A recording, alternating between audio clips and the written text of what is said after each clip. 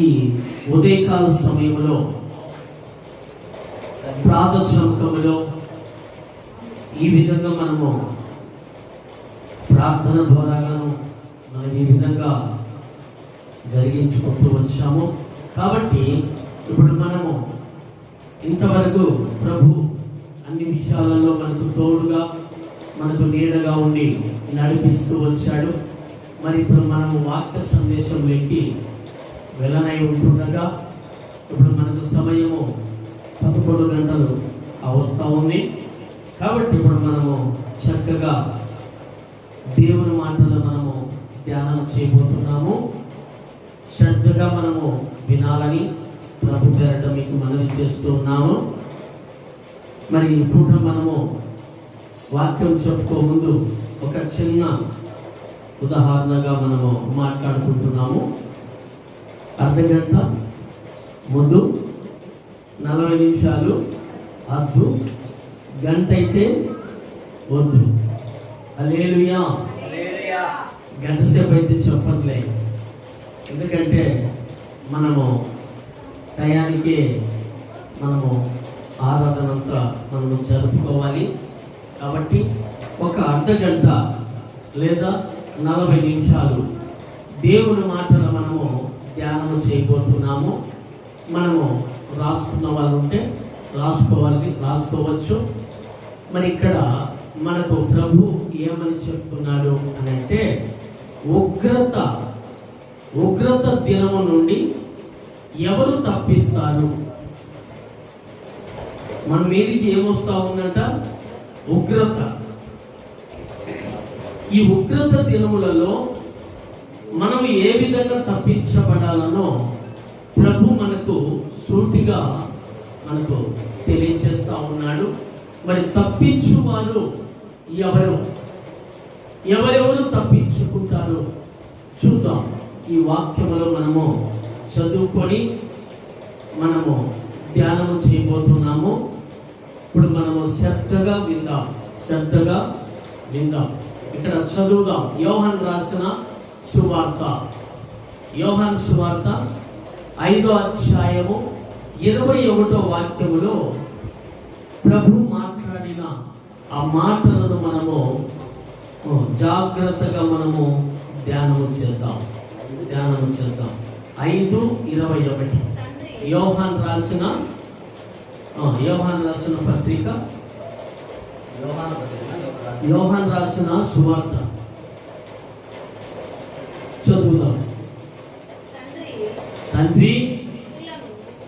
తండ్రి మృతులలోను ఎలాగూ లేపి బ్రతికించెనో అలాగే కుమారుడును తనకిష్టం వచ్చిన వారిని బ్రతికించును. హల్లెలూయా. చిన్న ప్రార్థన చేసుకుందాం. మహాగణుడమైన మా దేవ, మహోన్నతుడమైన మా తండ్రి, నీకు స్తోత్రాలు, నీకు వందనాలు చెల్లిస్తున్నాం. నిలబడిన నీ దాసుడను వెడుతుడను ఎందుకు పనికిరాని వాని నీ దాసుని నోటికి బోరగా ఉండి మీరే మాట్లాడి బలపరిచి నీ ఆత్మ అభిషేకముతో నింపి వాడుకొని సాయం చేసి మేము పొందమని యేసు నామములో ప్రార్థిస్తున్నాం కన్న తండ్రి, ఆమేన్. ఇక్కడ చదవబడిన లేఖనము మనకు ఏమని సెలవిస్తా ఉంది అని అంటే, తండ్రి మృతులలోను ఎలాగూ లేపి బ్రతికించెనో అలాగే కుమారుడును తనకిష్టం వచ్చిన వారిని బ్రతికించును. ఎవరు కుమారునికి ఇష్టమైన వారు ఎవరు అని అంటే, ఆయన మాట విన్నవారు ఆయనకి ఇష్టలు. ఎవరు ఆయనకి ఇష్టలు అంటే, ఆయన మాట విన్నవారు. ఎవరు ఆయన మాట విన్నారు అంటే, ఇక్కడ యోహాను భక్తుడు ఈ లేఖనాలు పరిశుద్ధాత్మ ద్వారా దేవుడు రాయించాడు. కాబట్టి తండ్రికి ఏ అధికారము కలిగి ఉన్నాడో కుమారుడు కనుక ఆ అధికారము కలిగి ఉన్నాడు. మరి తండ్రి ఏ అధికారము కలిగి ఉన్నాడో కుమారుడు ఆ అధికారము కలిగి ఉన్నాడు. తండ్రి ఎవరిని లేపాడు? మృతులలో నుండి ఎవరిని లేపించి మనకు తెలియజేశాడు అంటే తన ప్రియ కుమారుడు తనకి ఇష్టంగా జీవించాడు, తనకి ఇష్టాన్ని నెరవేర్చిన వాడు, తన చిత్త ప్రకారంగా నడుచుకున్నాడు. తన చిత్తమును ఎప్పుడైతే నెరవేర్చాడో, కుమారుడు చనిపోయి ఉంటే కుమారుని ఏం చేశాడు? సమాధి చేయబడి ఉంటే ఆ కుమారుని తండ్రి బ్రతికించాడు. బ్రతికించి మనకు నేర్పిస్తున్నాడు. కుమారుని బ్రతికించాడు కనుక ఈ కుమారుడు అంటున్నాడు, కుమారుడు ఏమంటున్నాడు? తండ్రి మృతులలో నుండి ఎలాగ లేపెనో కుమారుడు కనుక తనకిష్టం వచ్చిన వారిని బ్రతికిస్తాడని లేఖనము సెలవిస్తా ఉంది. ఎవరు తనకిష్టం వచ్చిన వారు? ఎవరు తనకిష్టం వచ్చిన వారు అంటే ఆయన మాట ప్రకారంగా బ్రతికిన వారు, ఆయన మాట ప్రకారంగా జీవించిన వారు, ఆయన మాటకు లోబడిన వారు, ఆయన మాటను శ్రద్ధగా ఆలోచన చేసి ఆ ప్రకారంగా జీవించిన వారు, ఆయన మాట ప్రకారంగా నడుచుకున్నారు కనుక అలాంటి వారిని ప్రభు బ్రతికిస్తాడు. ఆయన వాక్యము చదివిన వారిని, ఆయనంటే ప్రేమించిన వారిని, ఆయన మాట ప్రకారంగా ఈ జీవితాలను కట్టుకుంటూ నడిచిన వారిని మాత్రమే ప్రభు ఏం చేస్తాడు? బ్రతికిస్తాడు. వాళ్ళు ఆయనకి ఇష్టం వచ్చిన వారు. నేను లోకంలో ఉంటాను, నేను నన్ను కనుక నువ్వే కదా ఈ భూమి మీదకి పంపించింది, నేను కనుక నన్ను కనుక బ్రతికించాలని దేవుని అడిగితే ప్రయోజనం ఏమైనా ఉందా? లేదు. ఇక్కడ లేఖనం ఏమని సెలవిస్తా ఉంది? తండ్రి మృతులలో నుండి ఎలాగూ లేపి బ్రతికించెనో అలాగే కుమారుడును తనకిష్టం వచ్చిన వారిని. కుమారుడు ఎవరిని బ్రతికిస్తాడంట? తనకిష్టం వచ్చిన వారిని, తన ఇష్టాన్ని నెరవేర్చిన వారి, తన చిత్తాన్ని నెరవేర్చిన వాడు, తనకు ఇష్టమైన పనులు చేసి చనిపోతే వాళ్ళను బ్రతికిస్తాడు. దేవుడు ఒక మాట అన్నాడు. ఏమన్నాడు? నా నిమిత్తము వాడు ఏమి కోల్పోతాడో, నా నిమిత్తము ఏమి పోగొట్టుకుంటాడో తిరిగి వాటిని సంపాదించుకుంటాడు. అయితే వాని నిమిత్తము ఏమి పోగొట్టుకుంటాడో, ఏమి నిలబెట్టుకోవాలనుకుంటాడో వాటిని పోగొట్టుకుండును అని దేవుని వాక్యము సెలవిస్తా ఉంది. హల్లెలూయా. గట్టిగా చెప్దాం హల్లెలూయా. దేవునికి మహిమ కలుగును గాక. ఆమేన్. అలా చెప్పాలి గట్టిగా హల్లెలూయా. ఇక్కడ ఎవరు పోగొట్టుకుంటారో, ఎవరు సంపాదించుకున్నారో ఇక్కడ మరొక మాట మనకు రోమీయులకు రాసిన పత్రిక చూద్దాం.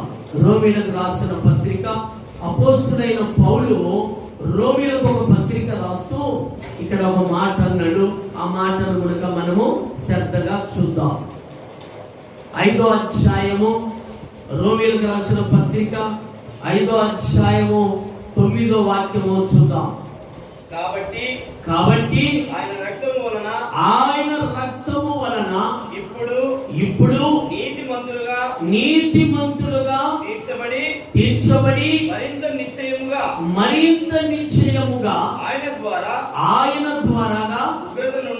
ఉగ్రత నుండి రక్షింపబడుదుము. చప్పట్లు కొడుతూ ప్రభునామని మహిమ పొందుదాం. హల్లెలూయా.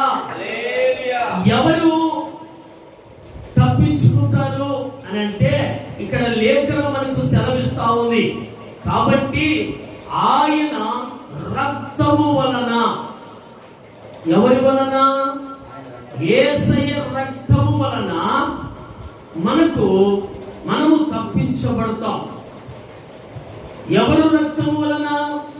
గొర్రె పిల్ల రక్తమైనను, మేక పిల్ల రక్తమైనను, పావురపు పిల్లలు రక్తము వలనైనను, ఎడ్ల రక్తమైనను మనకు రక్షణ దొరకదు. మనకు రక్షణ దొరకాలంటే మన ప్రభు అంటున్నాడు, కాబట్టి ఆయన రక్తము వలన ఇప్పుడు నీతిమంతులుగా తీర్చబడి. ఎవరు రక్తము నీతిగా మారుస్తుంది? మనం యేసయ్య రక్తము మాత్రమే మనలను నీతిమంతులుగా చేయగలరు. యేసయ్య రక్తము మాత్రమే మనలను నీతిమంతులుగా మార్చగలదు. యేసయ్య రక్తము ద్వారానే మనము నీతిమంతులమై మరి ఇంత ఇక్కడ చక్కగా దేవుడు రాయించాడు మాటలు. మరి ఇంత ఆయన రక్తము వలన ఇప్పుడు నీతిమంతులముగా తీర్చబడి మరి ఇంత నిశ్చయముగా ఆయన ద్వారా ఉగ్రత నుండి రక్షింపబడుతుము. ఎవరి ద్వారాగా? ఉగ్రత దినాలు ఇవి. ఈ దినాలు ఎలా ఉన్నాయంటే ఉగ్రత దినము, ఒకరిని ఒకరు ద్వేషించుకునే దినాలు ఇవి. ఒకరిని ఒకరిని హింసించుకునే దినాలు, ఒకరిని ఒకరిని వేలన చేసుకునే దినాలలో మనం ఉన్నాం. ఒకరినొకరు పొడుచుకునే దినాలలో మనం ఉన్నాము. ఒకరినొకరిని చంపుకునే దినాలలో మనం ఉన్నాం. కనుకనే ఇక్కడ ప్రభు అంటున్నాడు, యేసయ్య రక్తము ద్వారానే మనకు రక్షణ. మరొకరి రక్తం ద్వారాగా రక్షణ రాదు. చాలా మంది అంటూ ఉంటారు, నీ కొరకు, ఒక్కొక్కరు అంటూ ఉంటారు, నీ కొరకు నా గుండె ఇస్తానని. గుండె ఇస్తానంటే వాడేమన్నా ఉంటాడా? వాడు భూమిలోకి పోతాడు. నీ కొరకు నేను ప్రాణాన్ని ఇస్తా అంటాడు. వాడు ప్రాణాన్ని ఇచ్చాడా? నీ ప్రాణమైనా తీస్తాడు కానీ వాడు ప్రాణం ఇవ్వడు. అయితే మన ప్రభు రక్తము చేత, మనము ఇప్పుడు నీతిమంతులుగా మనము తీర్చబడి మరి ఇంత నిశ్చయముగా ఆయన ద్వారా ఉగ్రత నుండి రక్షింపబడుతాము. ఆ రక్షణ మనకు కావాలి. ఆ రక్షకుడు మనకు కావాలి. ఆ రక్షకుని ద్వారానే మనము ఉగ్రతలో నుంచి ఆయన రక్తము తప్పిస్తుంది. ఆయన రక్తము తప్పిస్తుంది. ఆయన మాట తప్పిస్తుంది. ఆయన శక్తి మనము తప్పిస్తుంది. ఆయన బలమే మనము తప్పిస్తుంది. కానీ మరొకరి బలము కానీ, మరొక శక్తి కానీ, మరొక రక్తము కానీ మనలను తప్పించలేదు. కాబట్టి మనము ఏ విధంగా ఆశ్రయించాలి అని అంటే, ఉగ్రత దినములో నుండి మనము తప్పించబడాలి అంటే యేసయ్య రక్తము చేత మనము రక్షింపబడాలి. కాబట్టి రెండో మాట మనము చూద్దాం. ఎఫెసీయులకు రాసిన పత్రిక చూద్దాం. అపోస్తలుడైన పౌలు ఎఫెసీయులకు రాసిన పత్రిక చూద్దాం.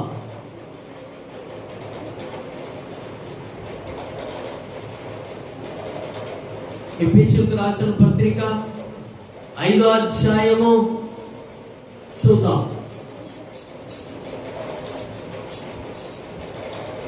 5,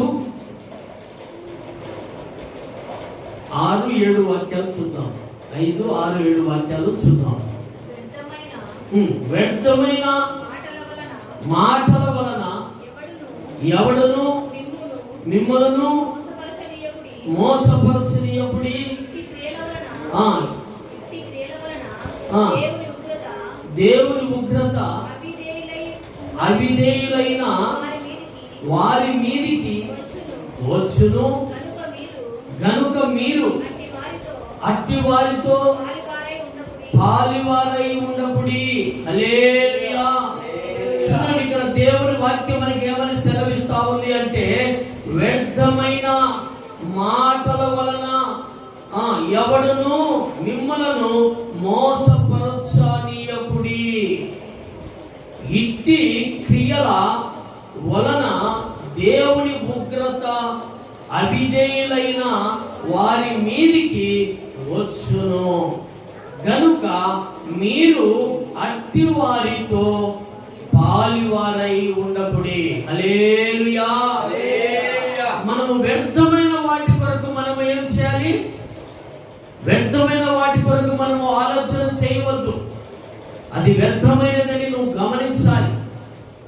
మనము ఎలాంటి వారిలో ఉండాలి? మనము వ్యర్థమైన మాటలు, వ్యర్థమైన పనులు చేస్తూ ఉంటారు. వ్యర్థమైన సీరియల్ చూస్తూ, వ్యర్థమైన సినిమాలకు, షికారులకు తిరుగుతూ ఉంటారు. అలాంటి వారితో మనం ఏమై ఉండకూడదు అంటున్నాడు దేవుడు. పాలివారై ఉండకూడదు. పాలివారై ఉంటే మనకు గునుక వాళ్ళకు వస్తున్న ఉగ్రత మన మీద గునుక వస్తుంది. కాబట్టి మనం ఎలా ఉండాలి? అవిధేయులై ఉండకూడదంట. అట్టి వారితో మనము పాలివారమై ఉండకూడదని దేవుని వాక్యము సెలవిస్తా ఉంది. హల్లెలూయా. మరి ఎంతమైన మాటల వలన ఎవడును మిమ్మలను మోసపరుస్తూ ఉంటాడు. మాటల వలన ఏం చేస్తూ ఉంటాడు? మోసపరుస్తూ ఉంటాడు. ఇప్పుడు నాకు ఒక 100 రూపాయలు నువ్వు ఇస్తే, ఒక 100 రూపాయలు నాకు ఇచ్చావనుకో, మన కొంచెం ఉంటేనే నాకు డబ్బులు వస్తాయి. డబ్బులు వస్తే 100కు 500 కావాలంటే తీసుకోదు, నీ పని జరుపుకుందు అని వ్యర్థమైన మాటలు చెప్పి మన దగ్గర నుంచి ఏం లాక్కుంటాడు? వాడు 100 రూపాయలు మంచి నోట్లు లాక్కుంటాడు. వాడి దగ్గర ఏ మంచి నోట్లు ఉండవు. నన్ను ఒకడు అట్లే చేశాడు. అయ్యా పొద్దున్నే టిఫిన్ కట్టించుకుంటా అంటే వచ్చాడు. అయ్యా ఒక్క 50 రూపాయలు అయ్యా, రేపు సాయంత్రం ఇస్తాను అన్నాడు. ఇప్పుడు ఒక 3 వారాలు అయిపోయాయి. కనపచ్చినప్పుడు వాళ్ళు ఏమంటాడు? అయ్యా ఆన్ని ఇచ్చారయ్యా అంటాడు. ఏడిచ్చాడంట? ఆన్ని. ఏడిచ్చావంటే అన్ని ఇచ్చారయ్యా అంటాడు. ఏడన్నా కనుక ఆడిచ్చానంటాడు. అలాగున్నారు మనుషులు. కాబట్టి వ్యర్థమైన వాటిని మనము ఆశించకూడదు. వ్యర్థమైన వాటితో మనం సావాసం చేయకూడదు. ఎవరితో సావాసం చేయాలంటే యేసయ్య రక్తము చేత కడగబడిన వారితో మనము సావాసం చేయాలి. యేసయ్య రక్తము చేత మనము కడగబడిన మనము, యేసయ్య రక్తాన్ని ఆశ్రయిస్తున్న మనము, యేసయ్యతో మనము సావాసము చేసి మనము నడుచుకోవాలి. చప్పట్లు కొడుతూ ప్రభునామని మహిమపడతాం. ఏ మనిషితో సావాసము చేసినా మనము మోసగిస్తాడు. ఏ మనిషితోనైనా సావాసం చెయ్యి, ఆ స్త్రీ కావచ్చు, పురుషుడు కావచ్చు. అప్పటి వరకు మనము గణపరచవచ్చు, అప్పటి వరకు మనము సంతోష పెట్టచ్చు. కానీ తర్వాత ఏమో మనకు మోసమే చేస్తారు. కాబట్టి మనము మోసపోకూడదు. మనము మోసపోకుండా ఉండాలి అని అంటే యేసయ్య రక్తము చేత మనము కడగబడిన మనము యేసయ్య రక్తాన్ని మనము ఆశ్రయించాలి. ఆ విధంగా నేర్చుకోవాలి. మనము ఏ గుంపులో ఉండకూడదు అని చెప్తున్నాడు దేవుడు అంటే వ్యర్థమైన వాటి గుంపులో మనం ఉండకూడదు. వ్యర్థమైన వాటి గుంపులో మనం ఉంటే వ్యర్థమైన వారి వాళ్ళ లక్షణాలన్నీ మనకు వచ్చేస్తాయి. కాబట్టి వాళ్ళ గుంపులో మనము ఉండకూడదు. ఎవరి గుంపులో ఉండాలి? ఎవరి గుంపులో ఉండాలి? అట్టి వారితో మనము పాలివారమై ఉండకూడదు అంటున్నాడు దేవుడు. ఎవరితో మనం పాలివారమై ఉండాలి అని అంటే యేసయ్యతో మనము పాలివారమై ఉండాలి. చప్పట్లు కొడుతూ ప్రభునామని మహిమపడదాం. యేసయ్యతో మనం పాలివారమై ఉన్నామంటే యేసయ్య మనల్ని ఎక్కడ మోసం చేయడు, మనం ఎక్కడ మోసపు. ఎందుకంటే ఆయన మోసము చేసేవాడు కాదు, మనల్ని మోసంలోకి నడిపించేవాడు కాదు. ఆయన పరిశుద్ధంగా జీవించాడు, పవిత్రంగా జీవించాడు, పాపాన్ని అసహించుకున్నాడు, పాపానికి దూరముగా బ్రతికాడు, పరిశుద్ధంగా జీవించాడు. కనుక ఆ యేసయ్య రక్తము చేత, యేసయ్య రక్తాన్ని మనము ఆశ్రయించి యేసయ్యతో ఎప్పుడైతే మనము నడుచుకుంటామో అప్పుడు మనము ఉగ్రతలో నుంచి తప్పించబడతాం. ఉగ్రతలో నుంచి తప్పించబడాలంటే యేసయ్యతో మనము సహవాసము కలిగి ఉండాలి. చూద్దాం, మరొక మాట కూడా చూద్దాం. తెస్సలోనికీయులకు రాసిన పత్రిక చూద్దాం. మొదటి తెస్సలోనికీయులకు రాసిన పత్రిక 1వ అధ్యాయము, మొదటి తెస్సలోనికీయులకు రాసిన పత్రిక 1వ అధ్యాయము 9వ వాక్యము చూద్దాం. 9వ వాక్యము చూద్దాం.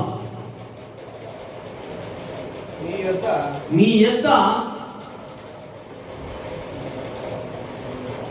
మాకిట్టి ప్రవేశము కలిగెను.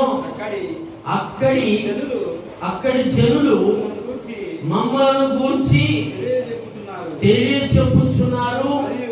మరియు మీరు విగ్రహములను విడిచిపెట్టి జీవము గల వాడును సత్యదేవుడును అవును సత్యవంతుడకు దేవునికి దాసులగుటకును దేవుడు మృతులలో నుండి లేపిన యేసు అనగా రాబోవు ఉగ్రత నుండి మనలను తప్పించుచున్న ఆయన కుమారుడైన యేసు పరలోకము నుండి వచ్చునని ఎదురు చూచుటకును మీరెలాగూ దేవుని వైపునకు తిరిగితిరో ఆ సంగతి వారే తెలియచేయుచున్నారు. చప్పట్లు కొడుతూ ప్రభునామని మహిమపరుద్దాం. హల్లెలూయా. ప్రభును మృతులలో నుంచి ప్రభు లేచాడు కనుకనే ఇక్కడ మనకు వాక్యం సెలవిస్తా ఉంది. మీ యందు నాకెట్టి ప్రవేశము కలిగెను. అక్కడ జనులు మమ్మలను గూర్చి తెలియచేయుచున్నారు. మరియు మీరు విగ్రహములను విడిచిపెట్టి, హల్లెలూయా, ఏ విడిచిపెట్టాలంటున్నాడు? మనలను విగ్రహములను విడిచిపెట్టి మనం ఏం చేయాలి? జీవము కలిగిన దేవుని మనము వెంబడించాలి. విగ్రహములు ఏం చేస్తావి? మనము తయారు చేసుకున్నాం కనుక అవి వరం ఇవ్వమంటే ఏ విధంగా ఇస్తాయి? మనం చేతులు ఇట్లా పెట్టింటే ఇట్లున్నాయి, దానికి మనం కాళ్ళు ఇట్లా పెట్టింటే ఇట్లున్నాయి, మూతి ఇట్లా పెట్టింటే ఇట్లుంది, తొండం పెట్టింటే ఎంత సొంపు ఉంది. మనం పెట్టినాం కనుక మళ్ళా మనము వాటిని ముప్పితే అవి మనకేమిస్తాయి? ఏమీ ఇవ్వవు. జీవము కలిగిన దేవుడు మృతులలో నుంచి ఆయన లేపబడినాడు. లేపబడిన దేవుడు మనకు తెలియచేస్తున్నాడు కనుకనే మనము ఆ ప్రభును మనము ఆశ్రయించి నడుచుకోవాలని దేవుని లేఖనం మనకు సెలవిస్తా ఉంది. ఆయనైతే నిన్ను ఉగ్రతలో నుంచి నిన్ను తప్పించగలడు. విగ్రహంలో ఏం తప్పిస్తాయా? ఏమి తప్పించలేవు. జీవం కలిగిన దేవుడు మాత్రమే నిన్ను తప్పించగలడని ఇక్కడ దేవుని వాక్యము సెలవిస్తా ఉంది. హల్లెలూయా. కాబట్టి మనము జాగ్రత్తగా వినాలి. విగ్రహాలు మాత్రము మనలను తప్పించలేవు. జీవం కలిగిన దేవుడు మనలను ఉగ్రతలో నుంచి తప్పిస్తాడు. హల్లెలూయా. మరొక మాట అక్కడ చూద్దామా? మొదటి తెస్సలోనికీయులకు రాసిన పత్రిక చూద్దాం. మొదటి తెస్సలోనికీయులకు రాసిన పత్రిక 5వ అధ్యాయంలోకి రండి. చివరిగా 5వ అధ్యాయంలోకి రండి, చూద్దాం.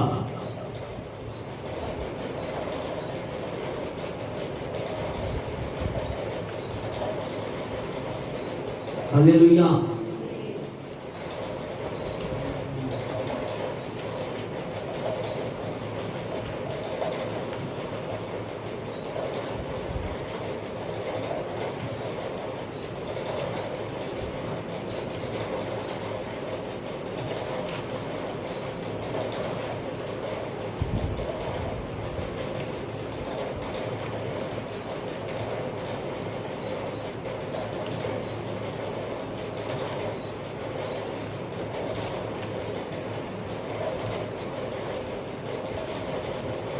హల్లెలూయా.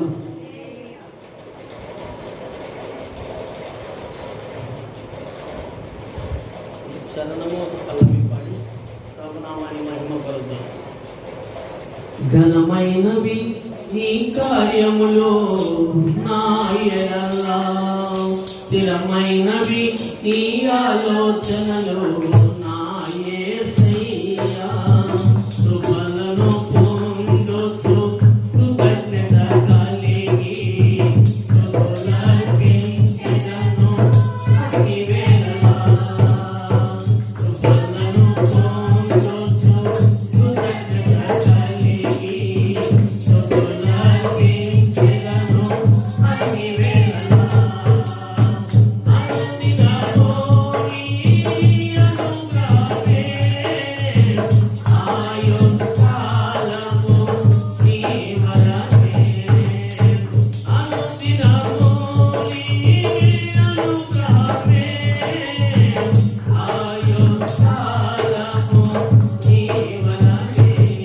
ఘనమైనవి నీ కార్యములు నా యెహోవా, స్థిరమైనవి నీ ఆలోచనలు నా యేసయ్యా.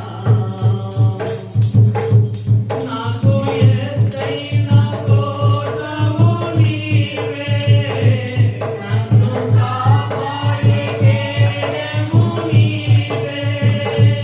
నా ఆశ్రయమైన బండవు నీవే, శాశ్వత కృపకాధారము నీవే.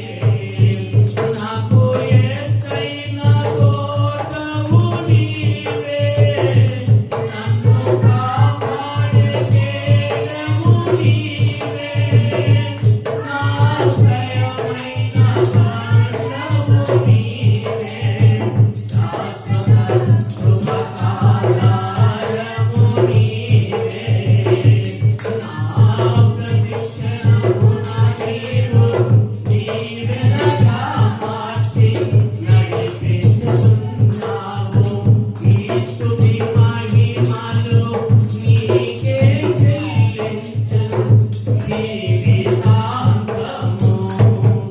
ఘనమైనవి నీ కార్యములు నా యెహోవా, స్థిరమైనవి నీ ఆలోచనలు నా యేసయ్యా. కృపలను పొందొచ్చు కృతజ్ఞత కలిగి స్తుతులర్పించెదను అన్ని వేళలా. అనుదినము నీ అనుగ్రహమే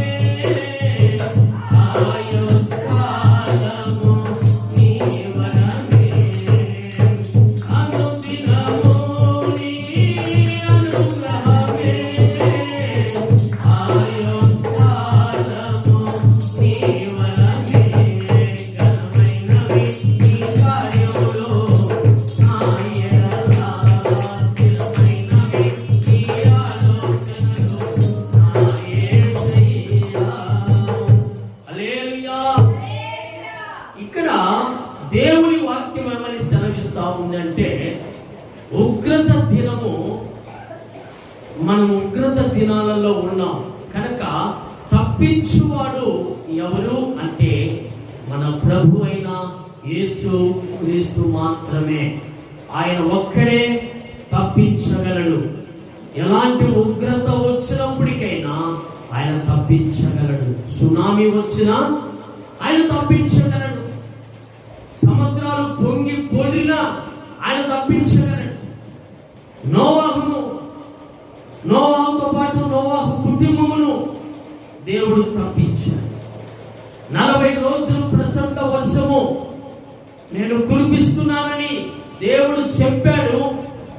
మరి నోవాహు కుటుంబాన్ని ఓడను సిద్ధపరచుకోమని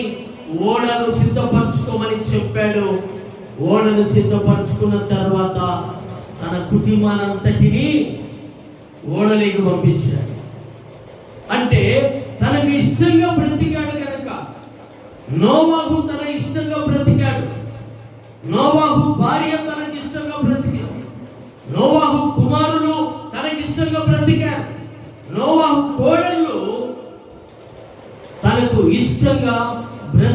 గనుకనే వారందరినీ ఏం చేశాడు ప్రభువులు వారు తప్పించాడు.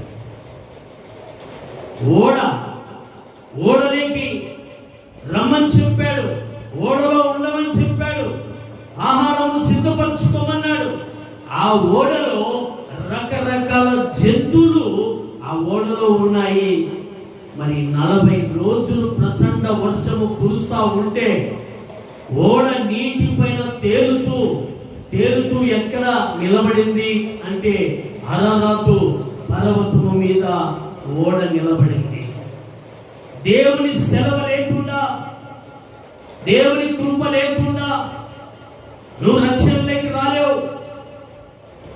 దేవుని కృప లేకుండా, దేవుని శక్తి లేకుండా ఉగ్రత దినాలలో నువ్వు తప్పించబడలేవు. నువ్వు తప్పించబడాలంటే, ఉగ్రతలో నుంచి నువ్వు తప్పించబడాలంటే యేసయ్య రక్తము చేత నువ్వు కడగబడాలి. యేసయ్య రక్తాన్ని నువ్వు ఆశ్రయించాలి. సజీవుడైన దేవుని నువ్వు ఆశ్రయిస్తే, ఆయన రక్తాన్ని నువ్వు ఆశ్రయిస్తే ఉగ్రత దినాల నుంచి నిన్ను తప్పించగలిగిన శక్తివంతుడైన దేవుడు. చప్పట్లు కొట్టి శక్తి కలిగిన వాడు మన ప్రభు, బలము కలిగిన వాడు, జీవం కలిగిన వాడు, జీవాధిపతి ఆయనే. ఆయన ఒక్కడే ఉగ్రతలో నుంచి నిన్నైనా నన్నైనా తప్పించగలిగిన సామర్థ్యము కలిగిన వాడు మన ప్రభు. మనము తప్పించుకోవచ్చులే అనవచ్చు. మనం అడవిలో ఉన్నామంటే, ఒక వర్షం పడిందంటే వర్షంలో తప్పించుకోలేము. తడిచి ముద్దైపోతాం. అయితే దేవుడు నిన్ను వర్షం నుంచి తప్పించాలంటే ఆ ఏరియాలోనే వర్షం పడుకోకుండా ఆయన చెయ్యి హస్తము నీ మీద పెట్టి నిన్ను వర్షంలో నుంచి తప్పించగలిగిన సమర్థుడు మన ప్రభు. చప్పట్లు కొడుతూ ప్రభునామాన్ని ఉగ్రత నుంచి తప్పించబడాలంటే మన యేసయ్య ఒక్కడే సమర్థుడు, శక్తి కలిగిన వాడు. మరొక మాట, చివరిగా ఒక్క మాట చూద్దాం. మొదటి తెస్సలోనికీయులకు రాసిన పత్రిక 5వ అధ్యాయములో చూద్దాం. 5వ అధ్యాయము 9వ వాక్యములో మనం చూద్దాం. 5:9. ఎందుకనగా మన ప్రభు అయిన యేసుక్రీస్తు ద్వారా రక్షణ పొందుటకే దేవుడు మనలను నియమించెను గాని ఉగ్రత పాలగుటకు నియమింపలేదు. హల్లెలూయా. చూడండి, యేసు ప్రభువు వారు ఎంత చక్కనైన మాట నీకు నాకు రాయించాడు అంటే, ఎందుకనగా మన ప్రభు అయిన యేసు క్రీస్తు ద్వారా. ఎవరి ద్వారాగా అంటే మన ప్రభు అయిన యేసు క్రీస్తు ద్వారాగా మాత్రమే. ఇక్కడ అంటున్నాడు, రక్షణ పొందుటకే దేవుడు మనలను నియమించెను. ఏం నియమించాడు మనకు? యేసయ్య రక్తము చేత మనము కడగబడి, ఆ రక్తము ద్వారా మనము కడగబడి పరిశుద్ధులుగా మార్చబడి పవిత్రంగా మనము జీవించి పరలోక రాజ్యములో మన ప్రభు ఉన్న చోట మనము ఉండాలని ఆయన కోరుకుంటూ ఆయన ఈ మాటలు మనకు రాయించాడు. దేవుడు మనలను నియమించి గాని ఉగ్రత పాలగుటకు నియమింప లేదంటున్నాడు ప్రభు. ఉగ్రత పాలగుటకు ఆయన మనలను నియమించాడు. మనలను ఆయన ఆ రక్తము ద్వారా మనలను విడిపించడానికి, ఉగ్రతలో నుంచి మనల్ని విడిపించడానికి, ఉగ్రతలో నుంచి మనల్ని తప్పించడానికి ఆయన ఈ లోకానికి వచ్చాడు. కానీ అయితే మనము ఆయన్ను ఆశ్రయించే వారమై ఉండాలి. ఆయన రక్తాన్ని ఆశ్రయించే వారమై ఉండాలి.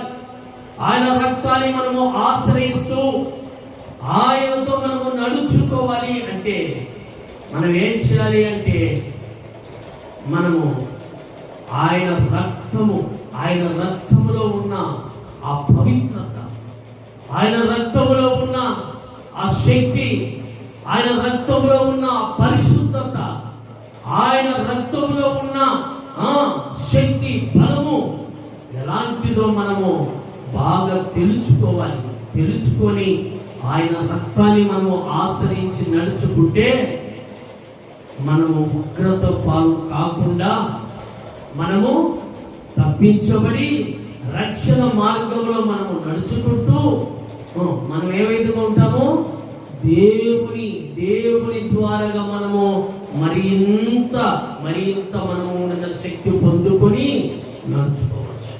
అలాంటి కృప మనందరికీ ప్రభు దయచేయును గాక. హల్లెలూయా. చూడండి, దేవుని వాక్యం మనకు ఏమని సెలవిస్తా ఉందంటే, కింద మాట మనకు చదువుతాం, 10వ వచనం మనకు చదువుతాం. మనము మేలుకొని ఉన్నను, నిద్రపోచున్నను, తనతో కూడా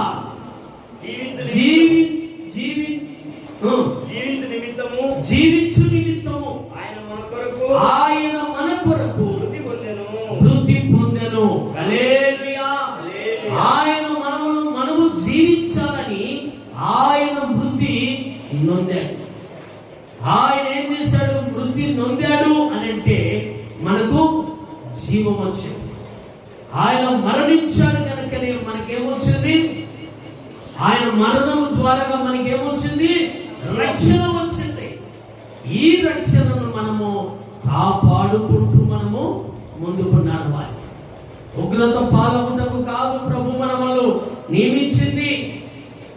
ఉగ్రతలో నుంచి తప్పించబడడానికి మార్గము చూపిస్తే ఆ మార్గంలో మనము నడుచుకుంటే మనము రక్షణ మార్గంలో నడుచుకుంటాం. మనం రక్షణను ఆశ్రయించి నడుచుకున్నప్పుడే ఆ రక్షణ అనేది మనకి ఎలా ఉంటుంది అంటే, ఎక్కడికి వెళ్ళినా మనం ఏం చేస్తాము? రక్షించబడుతూ మనం ముందుకు నడుస్తాం. ఆ రక్షణ అనేది మనకి ఎల్లప్పుడూ ఉండాల్సిందే రక్షణ. ఆ రక్షణ నీకు లేకపోతే ఉగ్రత నీ మీదికి వస్తుంది.